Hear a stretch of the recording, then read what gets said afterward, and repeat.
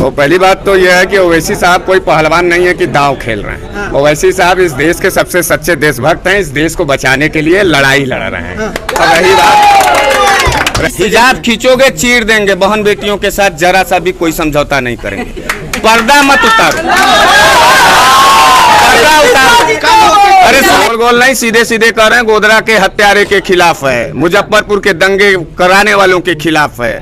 बनारस नाम लेने से क्यों झिझक रहे हैं? नाम लेने से इसलिए झिझक रहे हैं क्योंकि मैं पापी हो जाऊंगा पापियों का नाम लेकर के। सुरक्षित महसूस कर रहे हैं? नरेंद्र मोदी जी को डरना चाहिए। हम लोग बनारसी हैं, हमको हमारे घर में डर नहीं लगता है।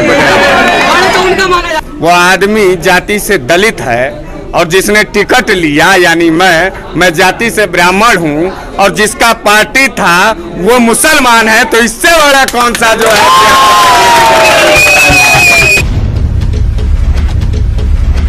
कभी आपके गले में भगवा होता था, आज हरा हरा दिख रहे हैं, कैसा महसूस कर रहे हैं? आप शायद हमको जानते नहीं हैं। मैं भगवा कभी धारण नहीं किया। मैं जब तो करते थे ना सर, भाजपा का विरोध करते थे तो क्या कभी भगवा धारण करते थे? हाँ। मेरे गर्दन में हमेशा तिरंगा रहता था। आपका नजर तेज नहीं। अच्छा ठीक है।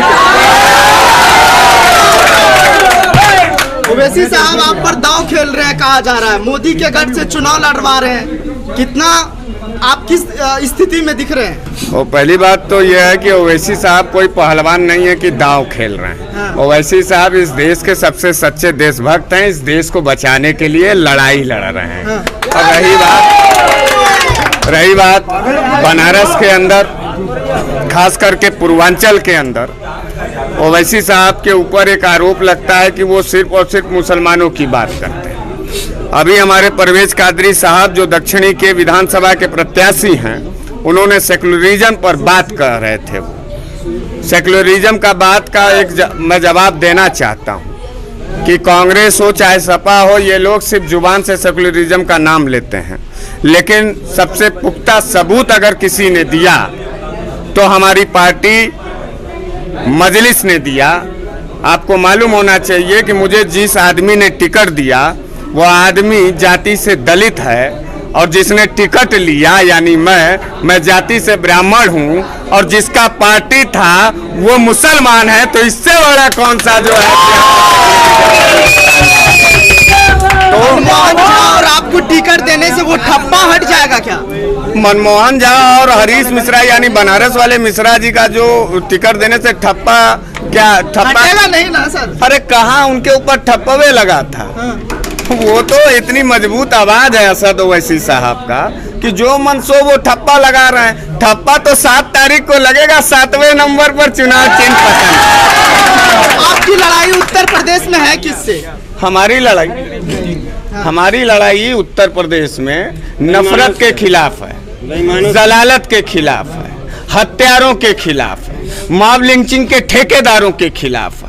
जो लोग नफरत की खेती कर रहे हैं उनके भी खिलाफ हम मोहब्बत का फूल लेकर के मजलिस के तरफ से खड़े हैं। इस बात को याद करिए, मोहब्बत जीतेगा, नफरत हारेगा। प्रधानमंत्री का सर क्षेत्र है ये, लेकिन क्या मुकाबला से टक्कर का होगा? डर नहीं लग रहा आपको क्या? अरे नरेंद्र मोदी जी को डरना चाहिए। हम लोग बनारसी हैं, हमको हमारे घर में डर नहीं लगता है। तो उनका माना जाता है ना, बनारस में हो जाता है मोदी जी जब आते हैं तो। देखिए, बनारस बाबा विश्वनाथ की नगरी है। यहाँ भिखारियों को भरपूर भोजन और पूरा सम्मान और दान दक्षिणा दिया। और सुनिए नरेंद्र मोदी जी कहे थे कि हम 35 साल भीख मांगे, हमने प्यार और सम्मान दिया, प्रधानमंत्री बना दिया। लेकिन बनारस के ऊपर हमला करने की जरूरत अगर किसी भी नेता और दल को होगी, बनारस को जलाने की कोशिश अगर कोई दल और राजनीतिक नेता करेगा तो साफ साफ उसको जवाब दे देंगे कि हमारे बनारस में कब्रिस्तान का भी जगह खूब ढेर सारा है और शमशान भी नया नया बनवाया गया। जवाब मिले। मिश्रा जी लोग कह रहे हैं कि मिश्रा जी का जमानत जब्त ना हो जाए, बहुत बोलते हैं प्रधानमंत्री के बारे में। अरे ऐसा है, सुनिए जमानत तो जो देगा उसका न जब्त होगा। यहाँ जमानतवे नहीं है, पूरा सब अपना है जो है। जिसने जमानत दिया है वो जब्त होने का चिंता करे। ये सब पूरा बनारस हमारा है। परवेज कादरी साहब का है, गोदा अंसारी साहब का है, बनारस वाले मिश्रा जी का। सीधे लड़ाई किससे आपकी सर? अरे सीधे लड़ाई जो है नफरतों और हत्यारों के खिलाफ है। गोल गोल घुमाइए नहीं। गोल गोल नहीं, सीधे सीधे कह रहे हैं। गोधरा के हत्यारे के खिलाफ है, मुजफ्फरपुर के दंगे कराने वालों के खिलाफ है। बनारस नाम लेने से क्यों झिझक रहे हैं आप? नाम लेने से इसलिए झिझक रहे हैं क्योंकि मैं पापी हो जाऊंगा पापियों का नाम लेकर के। सुरक्षित महसूस कर रहे हैं? हाँ? अपनी सीट सुरक्षित महसूस कर रहे हैं? हम लोग जीतने जा रहे हैं। बम्पर ऑटो से जीतेंगे। मजलिस जीतने जा रही है। पूर्वांचल के अंदर जो हम लोगों का दरवाजा खुलेगा और हम लोग सदन तक जाएंगे। परवेज कादरी जी दक्षिणी से जाएंगे जहां बाबा विश्वनाथ जी रहते हैं, और मैं उत्तरी से जाऊंगा जहां हमारे गाजी मियां रहते हैं। आखिरी सवाल। मिश्रा जी, आपको पूरा देश जानता है, पूरे देश की निगाहें आपके ऊपर है। असुद्दीन ओवैसी कहा जा रहा है बड़ा दाव खेले है, लग रहा है सर सीट निकाल पाएंगे आप सर?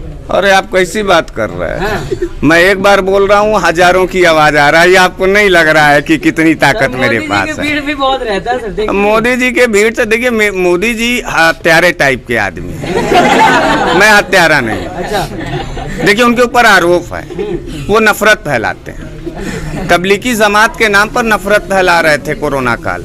CNRC के नाम पर वो नफरत फैला रहे थे। अमित शाह जी नफरत फैला, वो नफरत के खेती करने वाले लोगों, उनका टेस्ट मुझे नहीं मालूम है। हम लोग आपसे प्यार करते हैं, अपने लोगों से प्यार करते हैं। मोहब्बत की बात किया करो यार, क्या नफरत वालों की बात। हिजाब पर थोड़ी सी प्रतिक्रिया 30 सेकंड। हिजाब खींचोगे चीर देंगे। बहन बेटियों के साथ जरा सा भी कोई समझौता नहीं करेंगे। पर्दा मत उतारो, पर्दा उतारो। अरे सुनिए, हिजाब, दुपट्टा और घूंघट, बहन बेटी, रोटी और खेती पर हमला जब जब करोगे मुकम्मल जवाब मिलेगा। कल होके कोई कहे कि साड़ी पहन के स्कूल जाना है, तब क्या होगा सर? जब कोई कहेगा तो उसका जवाब दे दिया जाएगा, पहले कहलवाइए तो। चैनल को लाइक, शेयर एंड सब्सक्राइब करें और बेल आइकन दबाना ना भूलें।